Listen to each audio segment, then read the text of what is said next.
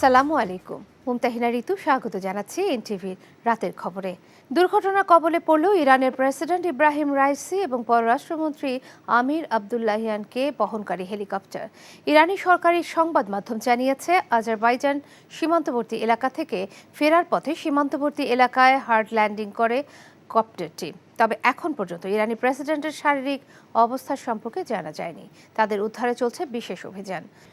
বৈশ্বিক পরিস্থিতির কারণে বাংলাদেশি মূল্যস্ফীতি বেড়েছে উল্লেখ করে তা মোকাবেলায় দেশীয় উৎপাদন বাড়ানোর জন্য সবার প্রতি আহ্বান জানিয়েছেন প্রধানমন্ত্রী শেখ হাসিনা। 11তম জাতীয় ক্ষুদ্র ও মাঝারি শিল্প মেলার উদ্বোধনী অনুষ্ঠানে তিনি আহ্বান জানান। একই সাথে বর্জ্য ব্যবস্থাপনার বিষয়ে অবহেলা না করে পরিবেশ রক্ষার দিকেও গুরুত্ব দেওয়ার আহ্বান জানান শেখ হাসিনা। নজরানা চৌধুরীর রিপোর্ট।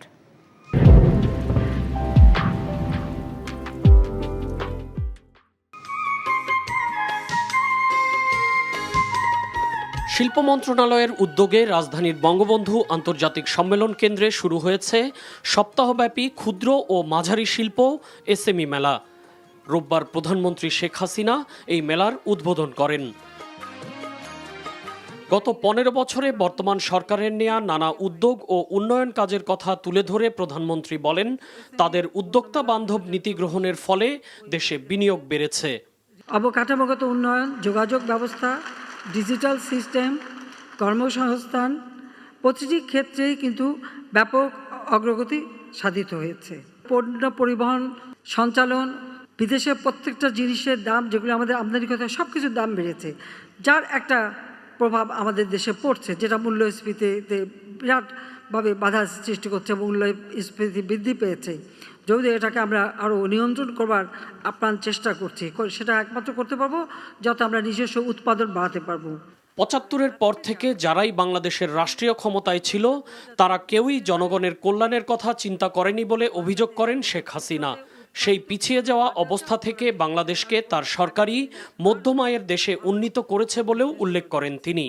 দেশের এই উন্নয়নের ধারা অব্যাহত রাখতে সবাইকে আরও সচেষ্ট হতে হবে বলেও জানান সরকার প্রধান। শ্রম ঘন শিল্প যেন আমাদের দেশে গড়ে ওঠে, কারণ আমার দেশের মানুষকে কাজ দিতে হবে। এই জন্য আমার শ্রম ঘন শিল্প গড়ে তোলার দিকে বেশি মনোযোগী হতে হবে। নিজেদের দেশে সব কিছু অত্যন্ত পরিকল্পিতভাবে হওয়া উচিত, স্বাস্থ্যসম্মত হওয়া উচিত, সাথে সাথে জলবায়ুর অভিঘাত থেকে যেন আমরা ক্ষতিগ্রস্ত না হই, সেদিকে সকলকে দৃষ্টি দিতে হবে। শিল্প আমাদের গড়ে তুলতে হবে, কিন্তু শিল্প বর্জ্য ব্যবস্থাপনা অবশ্যই সকলকে করতে হবে এবং সেটা মেনে নিতে হবে। সামান্য একটু কেমিক্যাল ব্যবহারের ওই পয়সাটা বাঁচাতে যে দেশের সর্বনাশ, সাথে সাথে নিজের সর্বনাশটা কেউ করবেন না, সেটা আমার অনুরোধ থাকলো। এ সময় ক্ষুদ্র, মাঝারি এবং স্টার্টআপ ক্যাটাগরিতে সেরা 7 উদ্যোক্তার হাতে পুরস্কার তুলে দেন প্রধানমন্ত্রী শেখ হাসিনা। Nazrana Chowdhury, NTV news, Dhaka.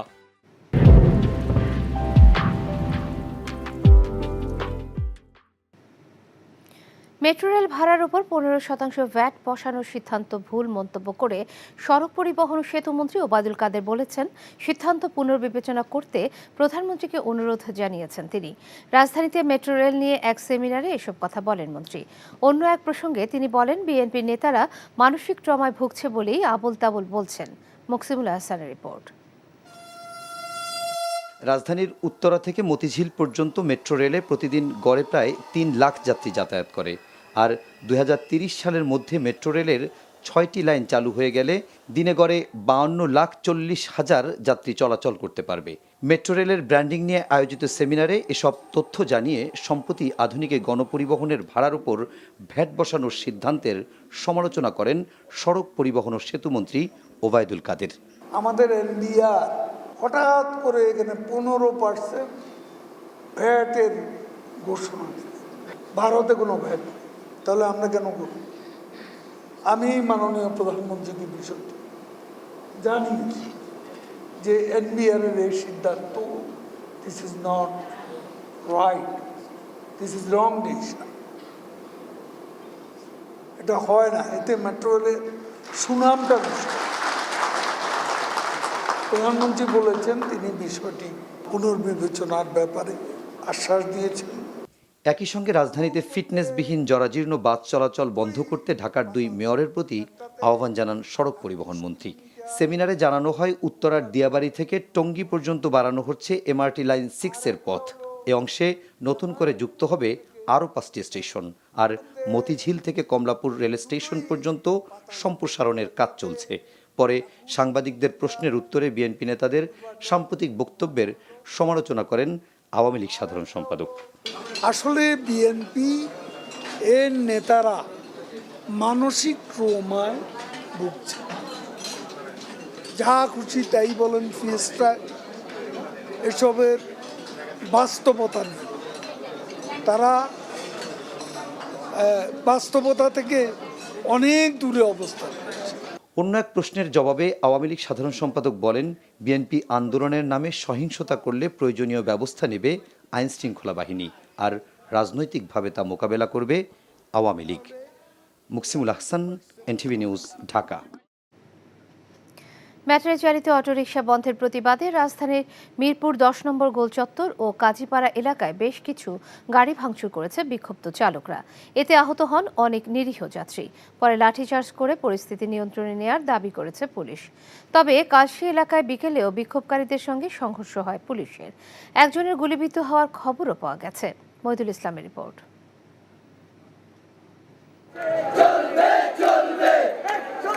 সকাল 10:30টার দিকে মিরপুর 10 নম্বর সড়কে সব ধরনের গাড়ি চলাচল বন্ধ করে অবরোধ শুরু করেন ব্যাটারি চালিত অটোরিকশা চালকরা। বিক্ষোভ করতে থাকেন প্রতি মুহূর্তে।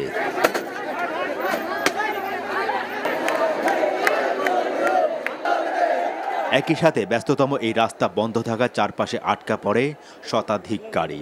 ভোগান্তিতে পড়েন সাধারণ মানুষজন। বন্ধ করবে, একটু সময় তো দিবাম নাকি? ঘর থেকে বাইরে গাড়ি লয়ে আরেগা, এটা কি হইলো? কিস্তি তো টাকা দিলে আমরা গাড়ি কিনছি, আমরা এখন কিভাবে কিস্তি চালাবো ভাই? যে 2 মাস 3 মাস অটো বন্ধ করে দাও, নাহলে ভাই কর্ম দেখছো, কর্ম তোমরা খাও। এইভাবে হঠাৎ বেলা 2টার দিকে ঘটনাস্থলে যান ওই এলাকার সংসদ সদস্য ইলিয়াস উদ্দিন মোল্লা। এক পর্যায়ে তিনিও অনেকটা রোষানলে পড়েন আন্দোলনকারীদের। পুলিশের সহায়তায় উদ্ধার করা হয় তাকে। মহামান্য হাইকোর্টের যে নির্দেশ আছে সে নির্দেশ থাকবে, এবং এটা নিয়ে আমরা অসহায় ক্ষুধার্ত মানুষের কথা প্রধানমন্ত্রীর সাথে কথা বলবো, তারপর সিদ্ধান্ত। বেলা 3টার দিকে মিরপুর 10 নম্বর সহ আশপাশ এলাকায় বেশ কিছু বাস, ব্যক্তিগত গাড়ি ও গণমাধ্যমের গাড়ি ভাঙচুর করেন বিক্ষুব্ধ ব্যাটারি চালিত অটোরিকশা চালকরা। এ সময় আহত হয়েছেন অনেকে। পরে পরিস্থিতি নিয়ন্ত্রণে আনার জন্য লাঠিচার্জ করে পুলিশ। এক পর্যায়ে পুলিশকেও লক্ষ্য করে ইটপাটকেল নিক্ষেপ করতে থাকে আন্দোলনকারীরা। একটি শ্রেণী তারা এসে আবার এই আইন শৃঙ্খলার অবনতি ঘটানোর চেষ্টা করলে আমরা তাদেরকে সরিয়ে দেওয়ার জন্য যতটুকু যা প্রয়োজন সেটাই করেছি। ভাই, আইনের ঊর্ধ্বে কেউ নয়। কোনো ক্ষতি হলে, কিছু হলে, যদি কোনো কিছু পাওয়া যায় সেগুলোর বিরুদ্ধে আইনগত ব্যবস্থা নেওয়া হবে। এদিকে বিকেলে বীরপুরের কালশি এলাকায় ব্যাটারি চালিত অটোরিকশা চালকরা পুনরায় একত্রিত হয়ে আগুন দেয় পুলিশ বক্সে। পাশাপাশি বেশ কিছু গাড়িও ভাঙচুর করে তারা। মহিদুল ইসলাম, এনটিভি নিউজ, ঢাকা। বিএনপির আন্তর্জাতিক সম্পর্ক বিষয়ক কমিটির সদস্য ইশরাক হোসেনের নিঃশর্ত মুক্তির দাবি জানিয়েছেন দলটির মহাসচিব মির্জা ফখরুল ইসলাম আলমগীর। আজ বিএনপির পক্ষ থেকে পাঠানো এক বিবৃতিতে তিনি এসব কথা বলেন। ইশরাককে কারাগারে পাঠানোর ঘটনায় উদ্বেগ জানিয়ে তিনি অভিযোগ করেন, ডামি নির্বাচনের মাধ্যমে রাষ্ট্র ক্ষমতা দখলকারী আওয়ামী লীগ ক্ষমতা ধরে রাখতে প্রতিদিনই বিএনপি সহ বিরোধী দলের নেতাকর্মীদের উপর নানা কায়দায় নির্যাতন, নিপীড়ন শুরু করেছে। মিথ্যা মামলায় বিএনপি নেতাকর্মীদের জামিন না দিয়ে কারাগারে পাঠানো সরকারের প্রধান কর্মসূচি হয়ে দাঁড়িয়েছে বলেও বিবৃতিতে উল্লেখ করেন তিনি। রাজস্ব আয়ে এনবিআরের ব্যর্থতায় সরকার এখন ঋণ করে ঋণের কিস্তি পরিশোধ করছে বলে জানালো centre for policy dialogue CPD. সংস্থাটি আরও বলছে, যারা কর ফাঁকি দেয় এবং অর্থ পাচার করে তাদের বিরুদ্ধে ব্যবস্থা নিতে এনবিআরকে রাজনৈতিক সুরক্ষা ও সমর্থন দিতে হবে সরকারকে। বিকেলে রাজধানীতে একটি হোটেলে রাজস্ব খাত নিয়ে আয়োজিত সেমিনারে এসব কথা জানায় সিপিডি। এ সময় এনবিআর চেয়ারম্যান বলেন, প্রতি বছর বাজেটে রাজস্ব আদায়ের অযৌক্তিক লক্ষ্য বেঁধে দেয় সরকার। হাসানুল শাওনের রিপোর্ট। সরকারের আয় ব্যয়ের হিসেব মেলাতে বাজেটে এনবিআরকে রাজস্ব আদায়ের একটি বড় লক্ষ্যমাত্রা দেয় সরকার, কিন্তু বছর শেষে সেই লক্ষ্যমাত্রা অধরাই থেকে যায়। ফলে সরকারকে তার খরচ মেটাতে হয় ঋণ করে। ইন্টারেস্ট গ্রুপ কিন্তু বাধা দিতে থাকে এবং সেই রাজস্ব খাতের আলোচনায় সিপিডি জানায় নানা রকম কর থেকে সরকারের আকাঙ্ক্ষা অনুযায়ী রাজস্ব আহরণ করতে না পারায় সরকারকে এখন ঋণ করে ঋণ পরিশোধ করতে হচ্ছে। রেভিনিউ এক্সপেন্ডিচারে যে আমাদের ইন্টারেস্টটাই সে কেবলমাত্র দেখাই, আমাদের প্রিন্সিপালটা দেখাই না। প্রিন্সিপালটা দেখালে সেখানে ইনফ্যাক্ট সেটার থেকে বেরিয়ে আসবে যে আমরা ঋণ নিয়ে ঋণের পরিষেবা করছি।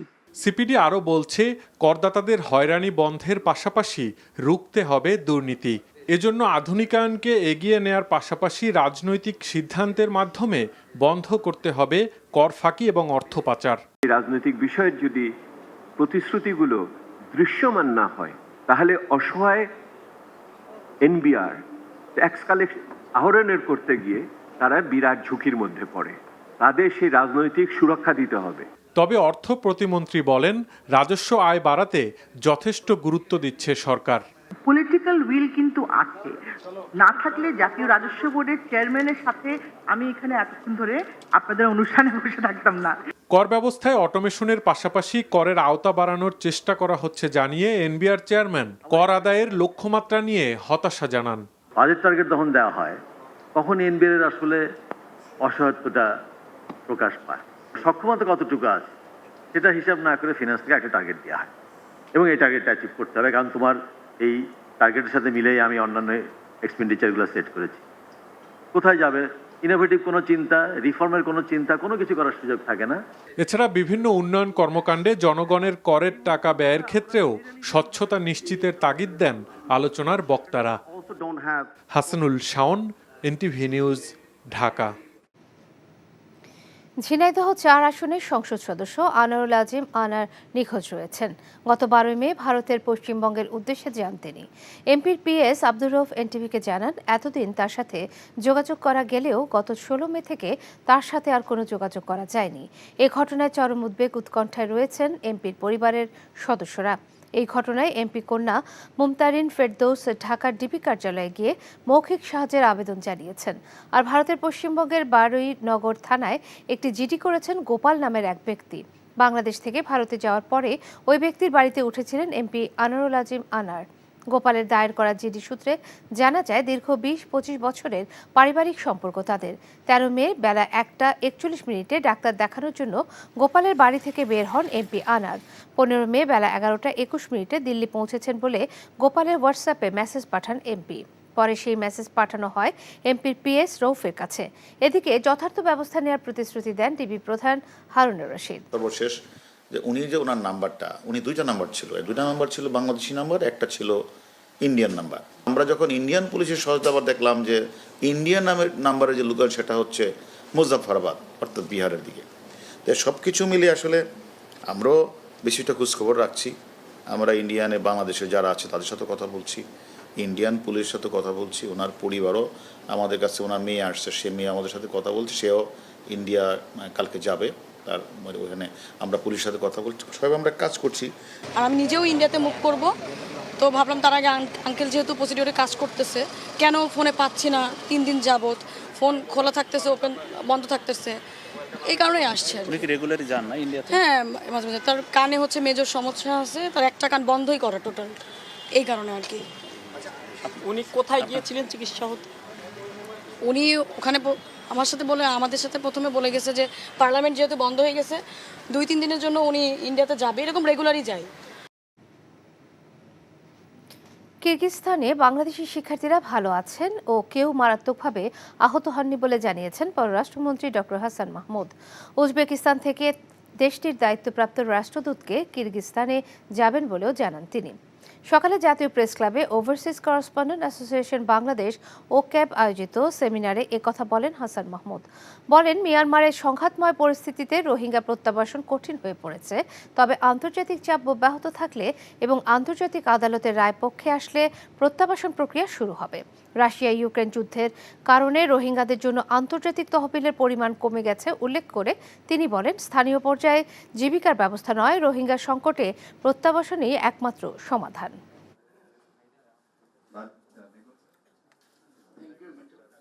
সেজন্য আমাদের ডিপ কনসার্ন আমরা ব্যক্ত করেছি। আমাদের রাষ্ট্রদূত আমাদের কিরগিজস্তানে নাই, উজবেকিস্তানে আমাদের রাষ্ট্রদূত আছে, রাষ্ট্রদূতকে সেখানে আমরা যেতে বলেছি। এবং কোনো বাংলাদেশি ছাত্র সিভিয়ারলি উন্ডেড হয়েছে বলে আমাদের কাছে সংবাদ আসেনি। সেখানে বাংলাদেশি ছাত্রদের উপর হামলা হয়েছে, কিন্তু সিভিয়ারলি উন্ডেড হয়েছে তেমন সংবাদ আমাদের কাছে এখনো পর্যন্ত আসেনি। পৃথিবীর সর্বোচ্চ পর্বতশৃঙ্গ এভারেস্টে এবার বাংলাদেশের পতাকা ওড়ালেন চট্টগ্রামের বাবর আলী। 19 মে ভোরের প্রথম আলোয় 29,031 ফুট উচ্চতার মাউন্ট এভারেস্টের শীর্ষে ওড়ান বাংলাদেশের লাল সবুজ পতাকা। এভারেস্ট জয়ের খবরে উচ্ছ্বসিত বাবরের পরিবার। চট্টগ্রাম থেকে আরিজ আহমেদের পাঠানো তথ্য ছবিতে জীবন আহমেদের ডেস্ক রিপোর্ট। 1953 সালের 29 মে নেপালের শেরপা তেনজিং নোরগেকে সঙ্গে নিয়ে প্রথমবারের মতো বিশ্বের সর্বোচ্চ পর্বত শৃঙ্গ মাউন্ট এভারেস্টের চূড়ায় উঠেছিলেন নিউজিল্যান্ডের পর্বত আরোহী এডমন্ড হিলারি। আর 2010 সালের 23 মে প্রথম বাংলাদেশি হিসাবে এভারেস্টের শীর্ষে ওঠেন মুসা ইব্রাহিম। এরপর 2011 ও 12 সালে দুইবার এভারেস্ট জয় করেন এম এ মুহিত। প্রথম বাংলাদেশি নারী হিসাবে 2012 সালের 19 মে এভারেস্ট জয় করেন নিশাত মজুমদার। একই মাসের 26 মে ওয়াসিফিয়া নাজরিন জয় করেন এভারেস্ট। 2013 সালের 20 মে এভারেস্ট জয়ী পঞ্চম বাংলাদেশি সজল খালেদ এভারেস্ট চূড়া থেকে নেমে আসার পর মারা যান। এবার 2024 সালে এভারেস্ট জয় করলেন আরেক বাংলাদেশি, তার নাম বাবর আলী, গ্রামের বাড়ি চট্টগ্রামে। 26 এপ্রিল বেস ক্যাম্প থেকে এভারেস্টের ক্যাম্প 2 পর্যন্ত ঘুরে এসে উচ্চতার সঙ্গে মানিয়ে নেওয়া পর্যন্ত সমাপ্ত করেন। এরপর অনুকূল আবহাওয়ার সঙ্গে দীর্ঘ অপেক্ষা করতে হয় বাবরকে। 14 মে মাঝরাতে বেস ক্যাম্প থেকে বাবরের যাত্রা শুরু হয় এভারেস্ট অভিমুখে। প্রথম দিনে সরাসরি উঠে যান ক্যাম্প 2-এ। পরিকল্পনা অনুযায়ী সেখানে 2 রাত কাটিয়ে বাবর 18 মে উঠে যান ক্যাম্প 3-এ এবং 19 মে পৌঁছান ক্যাম্প 4-এ। 26,000 ফুট উচ্চতার এই ক্যাম্পের ওপর অংশকে বলা হয় ডেথ জোন। পেশায় চিকিৎসক বাবর আলীর বাড়ি চট্টগ্রামের হাটহাজারী উপজেলায়। এভারেস্ট জয়ের খবরে আবেগ আপ্লুত হয়ে পড়েন বাবরের পরিবার। এখন তার ছেলে দেশে ফেরার অপেক্ষায় আছেন। সাংঘাতিক খুশি লাগতেছে, খুব আনন্দ লাগতেছে। তারপর কিন্তু এখনো সংখ্যামুক্ত হয় না, কি যতক্ষণ পর্যন্ত নিচে নিয়ে না তখন সঙ্গে যখন আমরা আমাদের বুকে ফেরত না পাবো, আমার ছেলে আদরে চলে গেছে, ততক্ষণ পর্যন্ত আমরা এটা সংখ্যামুক্ত হব না আর কি। গত 30 মার্চ চট্টগ্রামে সাংবাদিকদের সাথে আলাপকালে এই কাজটিকে চ্যালেঞ্জ হিসাবে নিয়েছিলেন বাবর আলী। যদি আমি সফলভাবে ফিরে আসতে পারি তাহলে দেশকে রিপ্রেজেন্ট করারও যে এরকম খুবই ডিমান্ডিং ফিজিক্যালি চ্যালেঞ্জিং স্পোর্টসে আমরা যে আসলে পারি, এটারও একটা আসলে বার্তা থাকবে। জীবন আহমেদ, এনটিভি নিউজ ডেস্ক। বান্দরবানের রুমায় কুকি চীন ন্যাশনাল ফ্রন্ট কেএনএফ সন্ত্রাসীদের সঙ্গে সেনাবাহিনীর গোলাগুলিতে কেএনএফের 3 অস্ত্রধারীর মৃত্যু হয়েছে। এ সময় সেনাবাহিনীর সদস্যরা সন্ত্রাসীদের আস্তানা থেকে আগ্নেয়াস্ত্র ও গোলাবারুদ উদ্ধার করেছে। সকালে রুমা ও রোয়াংছড়ি উপজেলার সীমান্তবর্তী ড্যাবাছড়া এলাকায় পাহাড়ে কেএনএফের আস্তানায় অভিযান চালায় নিরাপত্তা বাহিনী। এ সময় কেএনএফের সশস্ত্র সন্ত্রাসীদের সঙ্গে সেনাবাহিনীর ব্যাপক গোলাগুলি হয়। থেমে থেমে কয়েক দফার গোলাগুলির ঘটনায় কেএনএফের 3 সদস্যের মৃত্যু হয়, আর বাকিরা আস্তানা ছেড়ে পাহাড়ের গহীন অরণ্যের দিকে পালিয়ে যায়। ষষ্ঠ উপজেলা পরিষদ নির্বাচনে দ্বিতীয় ধাপে ভোটের বাকি আর মাত্র একদিন। মধ্যরাতে শেষ হচ্ছে প্রার্থীদের প্রচার। শেষ মুহূর্তের প্রচারণায় ব্যস্ত তারা। এ ধাপে দেশের 63 জেলার 157 উপজেলায় ভোটের লড়াইয়ে 1828 প্রার্থী থাকলেও এরই মধ্যে বিনা প্রতিদ্বন্দ্বিতায় নির্বাচিত হয়েছেন 21 জন। বিস্তারিত ওয়ালিউল্লাহ ওয়ালির ডেস্ক রিপোর্টে।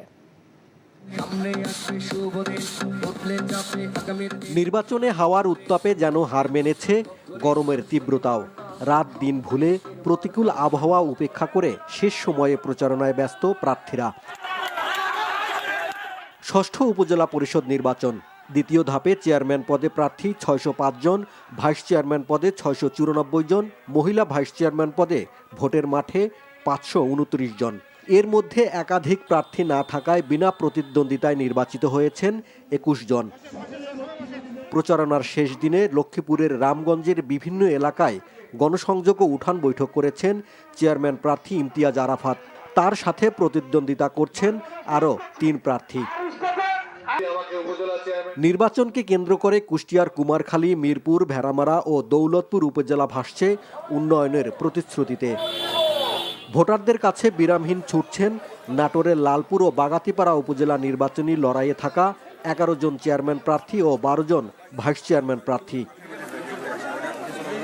ঝালকাঠি সদর ও নলছিটি উপজেলা পরিষদ নির্বাচনী প্রচারণায় শেষবারের মতো ভোট প্রার্থনা প্রার্থীদের। বাড়ি বাড়ি ছুটছেন নওগাঁর নিয়ামতপুর, পোরশা ও সাপাহার উপজেলার প্রার্থীরা। উন্নয়নের আশ্বাসে প্রচারণায় ভাসছে জামালপুরের 3 উপজেলার ভোটাররা। আমরা একটি সুষ্ঠু, সুন্দর, অবাধ, নিরপেক্ষ, শান্তিপূর্ণ পরিবেশে যেন ভোট গ্রহণ অনুষ্ঠিত হয়, এরকম একটি নির্বাচন প্রত্যাশা করি। আমাদের যারা জনপ্রতিনিধি আছে, আমরা আমাদের ভোটের মাধ্যমে আমাদের যোগ্য প্রার্থীকে নির্বাচন করতে চাই। সুষ্ঠু ও শান্তিপূর্ণ নির্বাচনের সব ধরনের প্রস্তুতির কথা জানিয়েছে কমিশন। ওয়ালিউল্লাহ অলি, এনটিভি নিউজ ডেস্ক। চলমান 4 ধাপের উপজেলা নির্বাচনে দ্বিতীয় ধাপের 160টি উপজেলায় 70.51% চেয়ারম্যান প্রার্থী এবং 68.73% ভাইস চেয়ারম্যান প্রার্থী ব্যবসায়ী বলে জানিয়েছে ট্রান্সপারেন্সি ইন্টারন্যাশনাল বাংলাদেশ টিআইবি। রাজধানীতে সংস্থাটির কার্যালয়ে এক সংবাদ সম্মেলনে প্রার্থীদের হলফনামা বিশ্লেষণ করে এসব তথ্য তুলে ধরা হয়। এছাড়া প্রার্থীদের অধিকাংশই আওয়ামী লীগের স্বতন্ত্র প্রার্থী এবং 6.45% প্রার্থী কোটিপতি। তবে প্রায় 25% প্রার্থীর ঋণ রয়েছে। সবচেয়ে বেশি 310 কোটি 94 লাখ টাকা ঋণ আছে এক চেয়ারম্যান প্রার্থীর। প্রার্থীদের 13.13% বর্তমানে বিভিন্ন মামলায় অভিযুক্ত। প্রার্থীদের হলফনামায় দেওয়া তথ্য নিয়ে প্রশ্ন রয়েছে উল্লেখ করে সংস্থাটির নির্বাহী পরিচালক ডক্টর ইফতেখারুজ্জামান বলেন, বেশিরভাগেরই স্থাবর অস্থাবর সম্পদের অস্বাভাবিক বৃদ্ধি ও রাজনীতির সঙ্গে সম্পদ বৃদ্ধির একটি যোগসূত্র দেখা গেছে।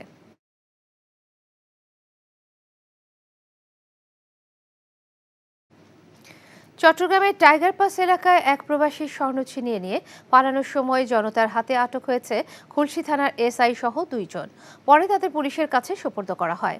পুলিশ জানায় আব্দুল খালেক নামে এক ব্যক্তি বিদেশ থেকে তার ভাইয়ের পাঠানো 200 গ্রাম ওজনের 8টি চুরি নিয়ে কোতোয়ালির দিকে যাচ্ছিলেন।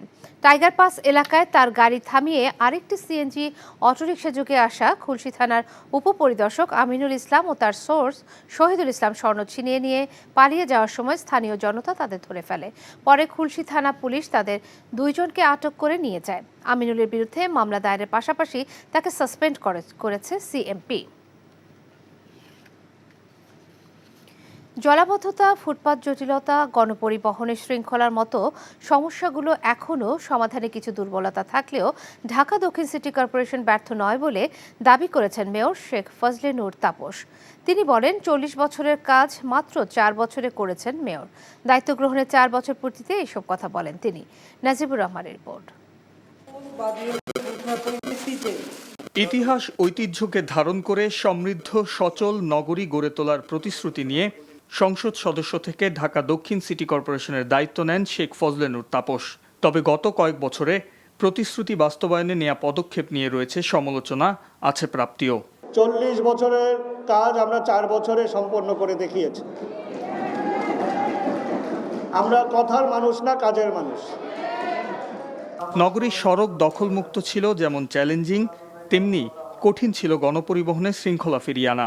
বাস রুট রেশনালাইজেশনও মুখ থুবড়ে পড়েছে অল্প সময়ের মধ্যেই। এসব বিষয় নিয়েই নিজের দায়িত্বের 4 বছর পূর্তিতে কথা বলেন ঢাকা দক্ষিণ সিটি কর্পোরেশনের মেয়র। জবাব দেন সাংবাদিকদের প্রশ্নের। ঢাকা শহরের বিভিন্ন জায়গায় ছড়িয়ে ছিটিয়ে বাসের কাউন্টার এবং সেই কাউন্টার কেন্দ্রিক যেই যানজট সৃষ্টি করা হয়, সেইটা বন্ধ হয়ে গেলে ঢাকা শহর এর যানজট অনেকাংশে বহুলাংশে কমে যাবে। প্রতিবন্ধকতা, প্রতিকূলতাকে আমরা ভয় পাই না। আমরা পরিষ্কারভাবে বলেছি যে আমরা কোনো পুরনো বাস দিয়ে আমরা ঢাকা শহরে আর ঢাকা নগর পরিবহন আমরা চালু করব না। আমাদেরকে নতুন বাস দিতে হবে। নতুন বাস দিতে হলে এখন বিনিয়োগ প্রয়োজন। বিনিয়োগ আমরা সেভাবে নতুন বিনিয়োগকারী পাচ্ছি না। জলাবদ্ধতা ও মশা নিরসনে সাধ্যমতো কাজ করছেন দাবি করে সামনের দিনে আরও গতিতে কাজ করার প্রত্যয় জানান দক্ষিণের এই মেয়র। সোর্স রিডাকশন হলো সারা বিশ্বে আন্তর্জাতিকভাবে নির্দেশিত স্বীকৃত পন্থা এডিস মশা বিস্তার রোধ করার। এই কার্যক্রমটা মাঠ পর্যায়ে অত্যন্ত দুরূহ। সেই কর্তব্য দায়িত্ব তো আমরা নিয়েছি। 2019 শুধু না, 2019-এর আগে থেকে 2000 থেকে 2020 সাল পর্যন্ত কেউ এই কর্মপরিকল্পনা নেয় নাই। মেয়র আরও বলেন, দায়িত্বের শেষ বছরে ঢাকার সড়কে শৃঙ্খলা ফিরিয়ে আনা এবং জলাশয় দখলমুক্ত করাই হবে তার মূল লক্ষ্য। Najibur Rahman, NTV news, Dhaka. এই ছিল এনটিভির রাতের খবরে। এই খবরের ভিডিও সহ আপডেট জানতে ভিজিট করুন এনটিভি অনলাইন www.ntvbt.com।